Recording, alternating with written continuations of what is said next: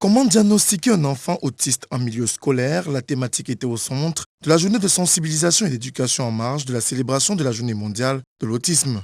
Et à l'occasion, enseignants et médecins ont partagé leur expérience et connaissances en la matière. Ce sont eux qui sont à la base de l'éducation des enfants.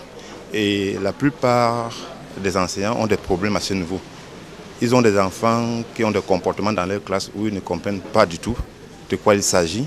Donc pour nous, la mission est de les informer, les sensibiliser que non, ce sont des enfants qui ont un problème de syndrome, d'autres qui ont des problèmes de troubles d'envahissement du développement. Et on essaie de les édifier par rapport à ça. Pour les spécialistes, la parfaite collaboration entre les parents et les enseignants en matière d'autisme peut être bénéfique et profitable pour l'enfant. En milieu scolaire, on a essayé de montrer aux enseignants ce qu'ils peuvent voir, en réalité, ce qu'ils peuvent voir. Et après, il faudrait appeler les parents pour que le spécialiste puisse poser un diagnostic de cette pathologie.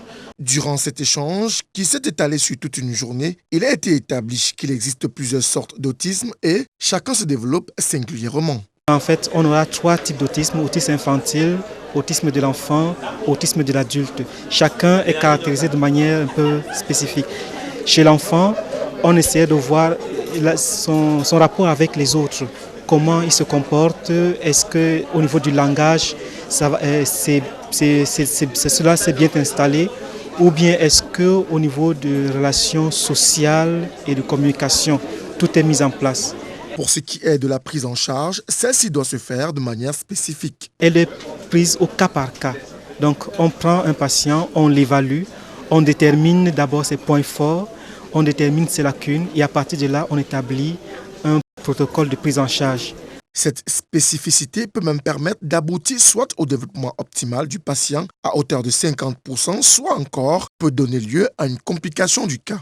Le meilleur des cas, l'évolution favorable est à 50%.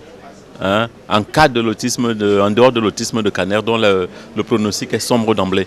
Et puis, la qualité de la prise en charge, la qualité de soutien familial, la qualité de soutien social peut permettre effectivement à ces enfants de mieux s'en sortir. Pour les nombreux parents présents à cette journée de sensibilisation et d'éducation, l'amour, le suivi et même la communication peuvent être la clé de voûte à ce trouble. On gère, on apprend à gérer, et à l'école et à la maison. Elle va à l'école tous les jours comme un enfant normal. Elle revient à l'école et à la maison, on essaye d'appliquer, parce que c'est ce qui est important. Il faut que les parents d'enfants autistes comprennent que l'école ne peut pas tout faire. À la maison, il faut suivre les indications de l'école pour que l'enfant puisse se développer plus rapidement.